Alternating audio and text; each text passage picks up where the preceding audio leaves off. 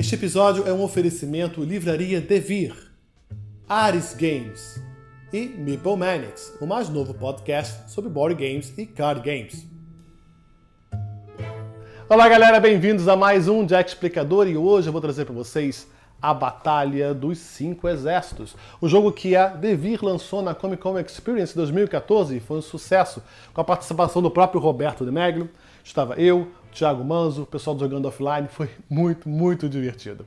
Para quem não conhece, a Batalha dos Cinco Exércitos ela é ambientada no último filme da série do Hobbit e é uma continuação de um outro jogo também do Roberto, A Guerra do Anel. Aqui no Brasil, algumas pessoas ficaram com medo da Guerra do Anel, compraram um jogo pelo tema e deixaram na prateleira ali parado, não tendo oportunidade, nunca conseguindo jogar e entender as regras. Bem, é um jogo simples, não é tão difícil assim. Mas a Batalha dos Cinco Exércitos veio com uma forma, a mesma mecânica, mas de uma forma muito mais dinâmica de se apresentar o jogo. Vamos dar uma olhada como que funcionam essas regras rapidamente e depois eu volto com um gameplay.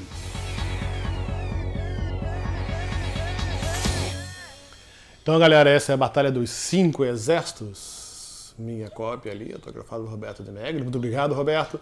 E olha só, o jogo, o tabuleiro, tá? Ele é imenso. Ele não é tão grande quanto o tabuleiro da Guerra do Anel, tá? Tem menos miniaturas e tal, mas ele também é bem grande. Mas aqui, nesse jogo, a gente não tem toda a Terra-média para jogar, tá? A gente tem apenas esse baixio, essa bacia aqui, na verdade, que todos os exércitos tentam convergir para cá, para o centro, para tentar conquistar essas colônias, tá? E derrubar as fortalezas, tá? dos povos livres, se você for das sombras.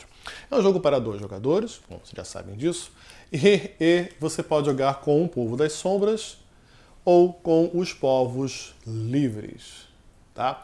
Então, no início do jogo, cada um escolhe um lado para jogar e o setup é sempre o mesmo. Aqui, ó, você recebe no manual, você tem sempre, deixa eu ver, achar aqui, ó. Tá vendo? Você tem um setup que é sempre o mesmo, tá? Tem aqui toda a numeração, um anão veterano no 1, um anão veterano no 2, e você vai montar sempre o mesmo setup, tá? Se você reparar, os povos livres, eles estão de um lado do tabuleiro e os povos das sombras estão basicamente chegando, né, nesse bacio aqui pelo outro lado, mas em grande número.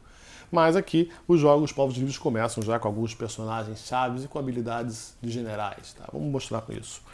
Então, a gente tem algumas áreas de alistamento lá em cima, tá vendo? Os povos das sombras. Aqui tem essa coroazinha aqui, são áreas de alistamento. Tá? Nessa área de alistamento você tem fichas de alistamento, aquelas fichas redondas lá, que você vai poder usar alguns dados ou poderes específicos para poder virar aquela ficha, então recrutando novas tropas, aumentando assim o seu exército. Tá?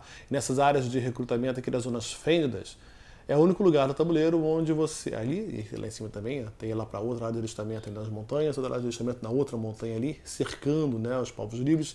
Nessas áreas são os únicos lugares onde o povo das sombras vai poder recrutar, ter a qualquer momento mais do que 5 tropas, porque o limite de tropas por cada área dessa aqui, tá, é de 5 apenas. Mas naquela zona de recrutamento não há esse limite. Você pode... das sombras, vai poder recrutar, é uma máquina de salsicha de fazer orc, ok? Então, esse é o grande poder do povo das sombras. É o número, a horda vindo realmente em bandos imensos e atacando os povos livres. Mas os povos livres, eles começam o jogo já também, sempre com a mesma formação, espalhados pelo tabuleiro, tá vendo? Estrategicamente, você tem lá em cima, no portão dianteiro dos anões, já um anão veterano, bem poderoso, tomando conta. Temos aqui no acampamento, Dain, Pé de Ferro, né? Um dos personagens que já começam em jogo com um anão regular e mais uma fichazinha de alistamento ali de povos livres e anões, tá vendo? Uma colôniazinha. Temos ainda outro anão veterano lá, de olho naquela passagem da montanha antes que aqueles goblins lá consigam vir para cá. Aqueles goblins, se você reparar, tá fechado ali, ó. Tá fechado ali, tá vendo? Só consegue liberar depois que existem já 5 goblins aqui dentro, ok? Quando você tiver já 5 tropas, aí você quebra aquilo, ou seja, eles podem então vir da zona de recrutamento e atacar pelas montanhas. Tanto aqui como lá, tá? E também atacar pelas montanhas lá em cima. E outras áreas que os povos livres já começam defendendo, tá? Além das colônias, que são essas onde tem essas azulzinhas aqui, são essas azulzinhas aqui, tá bom? São as fortalezas. Você reparou ali que aquela fortaleza ali tem um poder de 3. O que é isso? Quer dizer que aquele exército ali, que contém Bart e um homem do lado no início do jogo, aquele exército está protegido atrás de uma fortaleza. Se um exército das sombras for atacá-lo, vai ter que primeiro destruir a fortaleza, causando 3 pontos de dano à fortaleza antes de causar qualquer dano naquele exército ali. Ok? Então, já começa com alguns pontos estratégicos protegidos, como ali o contraforte leste.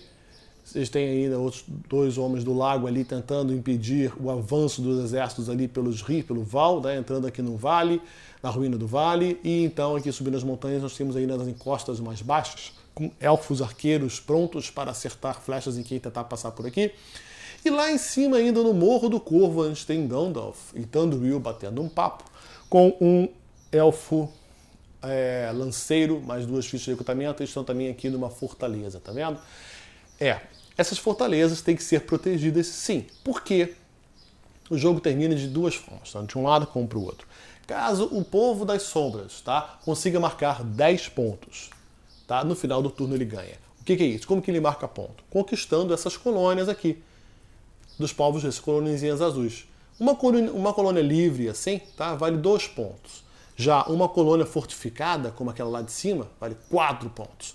Então, se o Povo das Sombras conquistar, por exemplo, 2 fortes, né, marcar 8 pontos, mais uma cidade, 10 pontos no final do turno, se ele não tiver com essa pontuação, ele ganha o jogo, tá? E isso tem que ser muito rápido, porque os povos livres ganham o jogo de 3 formas diferentes. E quanto mais tempo o Povo da Sombra demora, mais chance o povo livre tem de ganhar. A primeira e mais incomum, tá, é assim que essa ficha aqui de destino, tá vendo? Tem uma ficha aqui de destino que vai andar. A cada turno ela vai andar e vai começar a liberar novos personagens. Mas digamos que essa ficha aqui ela chegue, ande todo até o 15 lá, ok? Quando ela achar no 15, o povo livre ganha, tá? Essa é bem incomum, mas a mais comum de ganhar, então as 2 formas mais comuns de ganhar é o seguinte. Primeira, assim que essas fichas forem andando, tá vendo? Essa ficha ela vai andando, tá? E ela vai liberando os personagens. Primeiro ela vai liberar Frodo, e aí o exército do povo livre vai ficar mais forte. Aí depois vai liberar aqui Thorin, Escudo de Carvalho, depois o Senhor das Águias, e por último, Beorn. Se Beorn, aquele troca-pele, né, entrar em jogo, ok? E o Povo das Sombras não tiver já conquistado pelo menos 6 pontos de vitória, automaticamente os povos livres ganham o jogo. Ok? E outra forma de ganhar é o seguinte. Você reparou que todo mundo tem personagem aqui, né? Os povos livres estão cheios de personagens já no jogo, né? Começa um monte e vai entrar mais um monte aqui da trilha do destino. Mas o Povo das Sombras só tem aqui fora do cardápio, fora do tabuleiro, tá? O Bolg, filho de Azog. Bolg entra no jogo assim que os povos livres conseguirem conquistar 2 colônias dentro de uma área só. Vou mostrar para vocês o que é uma área daqui a pouco. Mas os povos livres ganham o jogo se derrotar um exército que contenha Bolg. Ou seja, se o exército que Bolg está for eliminado a qualquer momento do jogo, então os povos livres também ganham.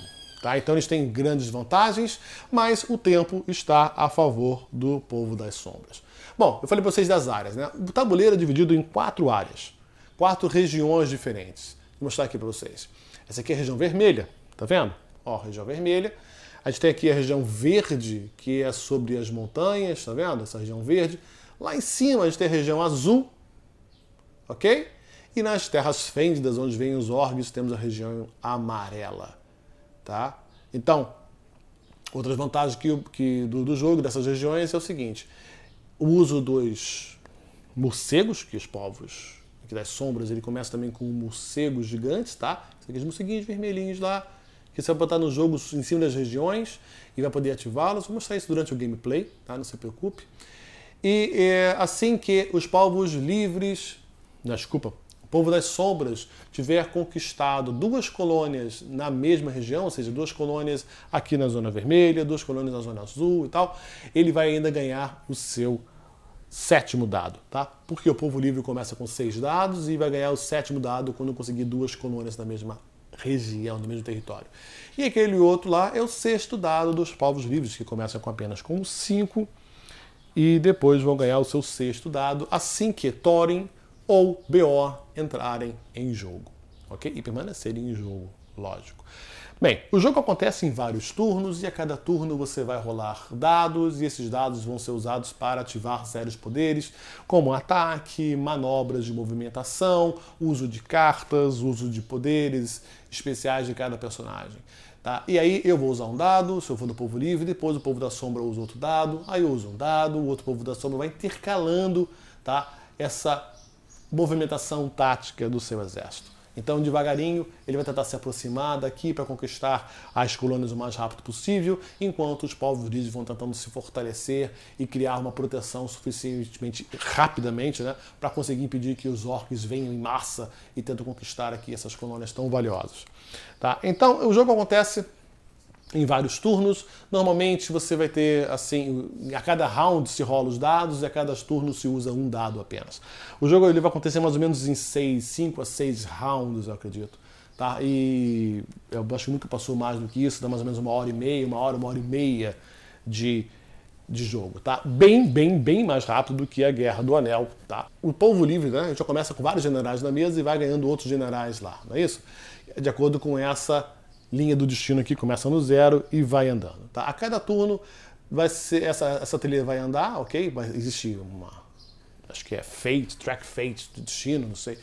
Tem um saquinho aqui, tá vendo? Eu botei do cubo, mas não veio, tá? Então, que você vai comprar a cada turno, por das sombras vai comprar aqui o número específico de tiles, tá? De acordo com o número de generais que os povos livres ativaram, vai ser o número de chances que o povo da sombra vai ter de conseguir comprar a menor, né, destino possível, porque a gente quer, se você for da sombra, você não quer que isso adiante de jeito nenhum, porque você não quer essa galera na sua cola, tá? Então você vai comprar, digamos que eu tenho ativado, o povo livre tem ativado 3 generais, o povo da sombra vai poder então comprar 3 tiles, tá? E ficar com uma dessas. Não comprar 3 e escolher, você vai comprar uma, se não gostou, compra outra, não gostou, compra a terceira e vai ter que ficar com aquela terceira, ok? Então, por exemplo, aqui, ó, 2. Ele comprou uma tile, digamos que ele fica com essa mesmo, tá? Então essa destino aqui vai andar 2. 1, 2. Algumas outras dessas tiles, tá? Vem ainda com, aqui, ó, destino, tá vendo? Esse símbolozinho aqui do destino. Quando isso acontece, a gente anda aquele número, anda 2 e ainda compra uma carta de destino. Essas cartas de destino normalmente deixam algum personagem dos povos livres extremamente mais forte e perigoso quando ele entra em jogo. Aqui no caso, a gente tem as águias estão chegando. Coloque 2 águias no quadro do ninho das águias. Então, quando as águias entrarem em jogo, ela não vai entrar sozinha, ela vai entrar com mais 2 que a gente vai colocar logo lá naquele ninho das águias lá. Tá? E quando as águias entrarem em jogo, elas vão estar em maior número, maior quantidade, cada vez mais letais. São muito poderosas, vocês vão ver também durante o gameplay. Tá? Então esse aqui é o destino, também cada vez que ele é ativado, dá um poder muito forte para os povos livres. E aqui, os generais que já começam em jogo. São ali a Gandalf. Gandalf é fortíssimo, como eu falei, tá? Você pode ativar até 3, deixa eu ver aqui mesmo. Você começa com 3 fichas, tá? Você pode ativar cada turno, se você for dos povos livres, 3 generais, tá? Mas eu posso ativar 0, 1, 2 ou 3. Quanto mais generais eu ativar, mais chances a sombra terá, então, né, de segurar aquele destino, né, de atrasar aquele destino. Mas os poderes são muito bons, você dificilmente vai conseguir resistir e não usá-los. Gandalf, por exemplo, eu posso ativar, antes de escolher um dos dados, antes de ativar um dos meus dados do meu turno, eu posso tirar uma ficha dessa aqui para usar o poder do meu general, ok? Então eu posso, por exemplo, usar Gandalf para fazer explosões mágicas, tá? Ele joga dados, ele consegue a distância, se tiver em range, tem essa réguazinha aqui, tá vendo? Olha, se tiver em distância, ele escolhe um exército daquele range, aquela distância ali, e joga uma carga mágica explosiva, tá? E causa um dano terrível em cima dos aliados. Já Thranduil também, se eu usar Thranduil, ele tem poder de arqueirismo, que também vai fazer com que eu escolha um inimigo, tá? E todos os arqueiros que estiverem, de repente, alcançando aquela área, vão poder jogar o número de dados de acordo com o número de arqueiros e acertar uma chuva de flechas sobre aquele alvo, aquele inimigo, tá? E outros generais, como o Bart ou o Dain Pé de Ferro, fazem com que você consiga trazer novas tropas ou virem novas fichas de recrutamento, como aquela lá em cima no acampamento. Virando aquela ficha, você provavelmente vai ter, no caso aqui, olha, é mais um anão, cadê? Um anão veterano, tá vendo? Então, aumentando assim o exército, tá? E estrategicamente defendendo as áreas que você quer defender. Bom, é um jogo que ele é equilibrado, tá? Ele é um jogo que você vai ter muita movimentação assim que você, planejamento que você na última hora vai ter que mudar em cima da hora, ok? Porque tem a questão sorte no jogo. E a sorte aqui nesse jogo, ela acontece em dois momentos. Primeiro, na compra das cartas de evento e das cartas de história, tá? Cada jogador tem um baralho de história e um baralho comum de cartas de evento, ok?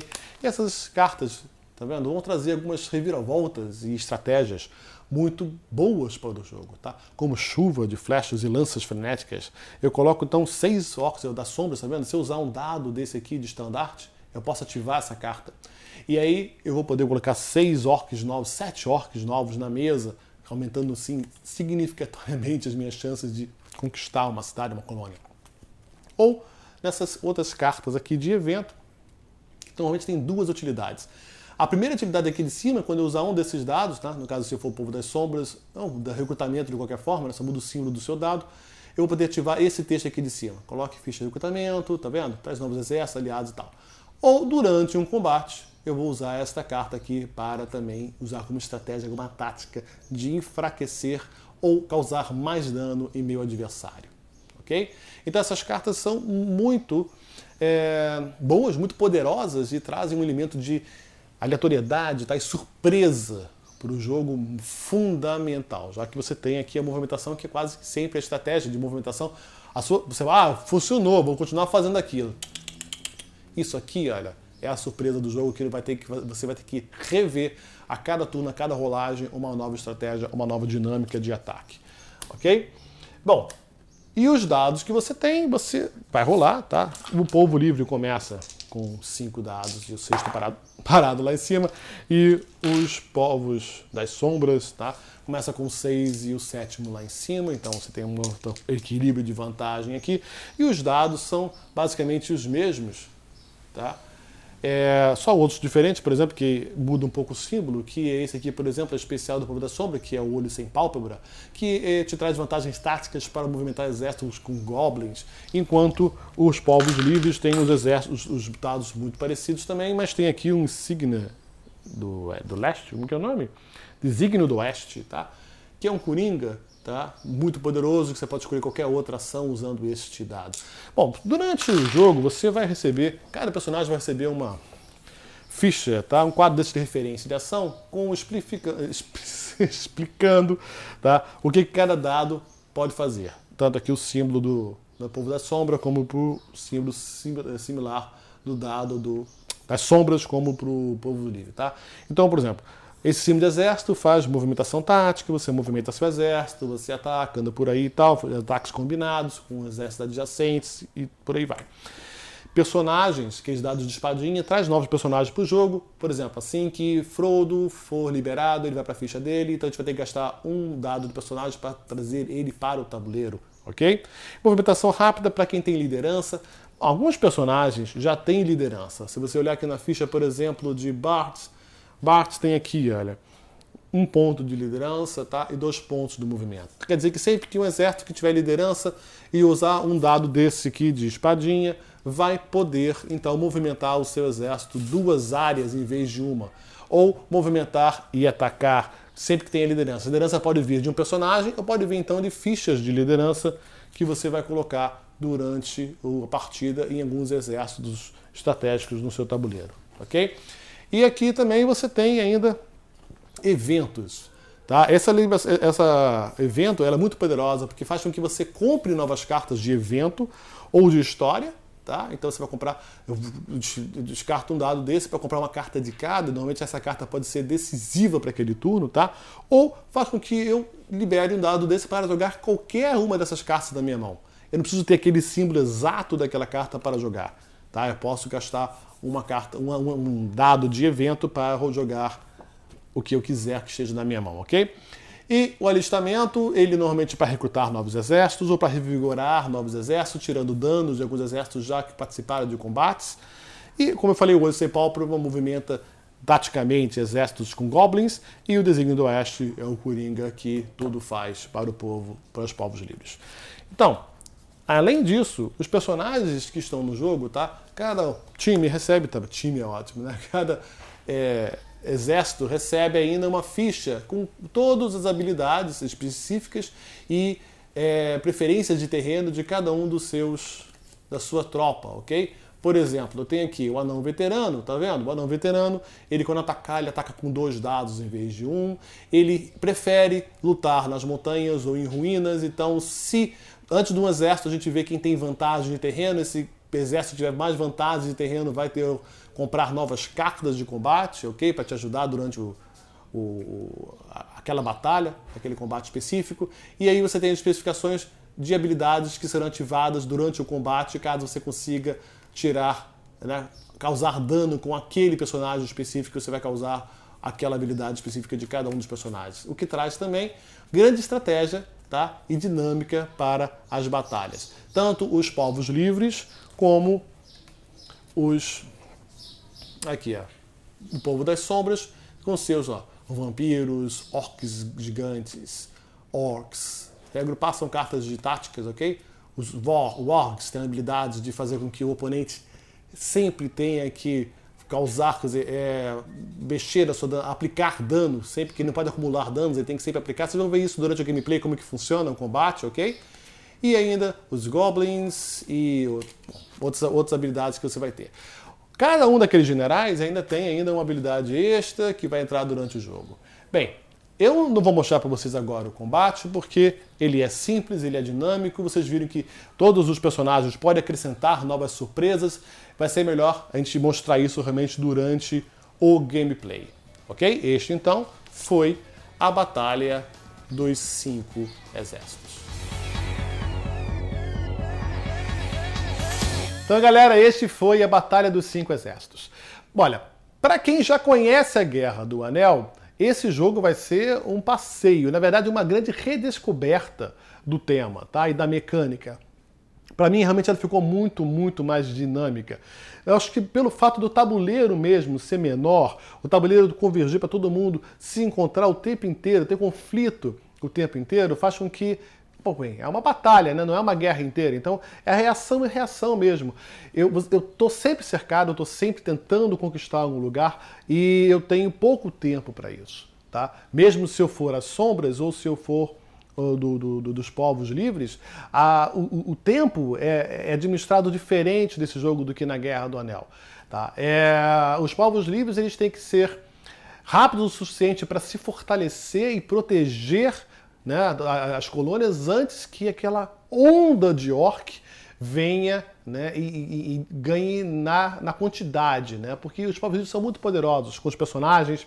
Gandalf com a sua carga mágica, o arqueirismo do Thranduil, são ações muito fortes. Depois, quando entram as águias e quando entra Beorn, as águias elas vão no tabuleiro e cada águia que você tira, ela carrega um adversário para fora, entendeu? É muito, muito poderoso. As sombras têm que ser muito rápidas, as sombras têm que tentar cercar ao máximo, invadir e conquistar colônias o mais rápido possível, porque se ela deixar que as águias ou Beorn entrem em jogo, eu acho que fica muito desbalanceado. Fica realmente difícil para as sombras, tá? Mas se ela for rápida o suficiente, é bem mais fácil. E inclusive aqui eu joguei várias partidas e as sombras ainda ganharam mais vezes do que os povos livres. É um jogo que eu acho que é muito equilibrado, ele tem uma curva de aprendizagem muito grande, mas não das regras. As regras vocês viram que são fáceis, mas das estratégias, das possibilidades, da compreensão das cartas. As cartas te dão de repente uma nova... Uau, isso pode me salvar! Né? Você está totalmente perdido, não sabe o que fazer com aqueles dados, de repente você consegue uma carta que te vira a mesa e te traz novas oportunidades. O jogo é assim, as batalhas são muito fortes, são muito apocalípticas, os poderes de cada um dos personagens são realmente... combinam muito bem um com o outro. Você tem que saber a hora certa de jogar aquela carta, de repente, do orc grande, ou do orc, ou de repente de algum outro personagem dos povos livres, na ordem certa, para te melhor otimizar os danos e você não ter que fugir, né? Não ter que debandar, não ter que abandonar aquele ponto estratégico no tabuleiro. Isso pode ser decisivo no final do jogo. Bom, esse foi a Batalha dos 5 Exércitos. Eu espero que vocês tenham curtido o review. Eu não apresentei de forma alguma todas as regras do jogo, tá? Mas se você ainda quiser conhecer, se você estiver interessado em conhecer o jogo, assista o nosso gameplay. Eu fiz uma partida completa, tá? Você pode aqui ó, na tela, pode clicar aqui na tela e ir direto já para o primeiro turno do nosso gameplay. Qualquer dúvida, escreva pra gente, participe, assine o nosso canal. Muito obrigado, galera. Até a próxima. Tchau, tchau. Se você também é maníaco por jogos, não deixe de ouvir Meeple Manics, o seu mais novo podcast sobre board games e card games. Procure no iTunes por Meeple Maniacs.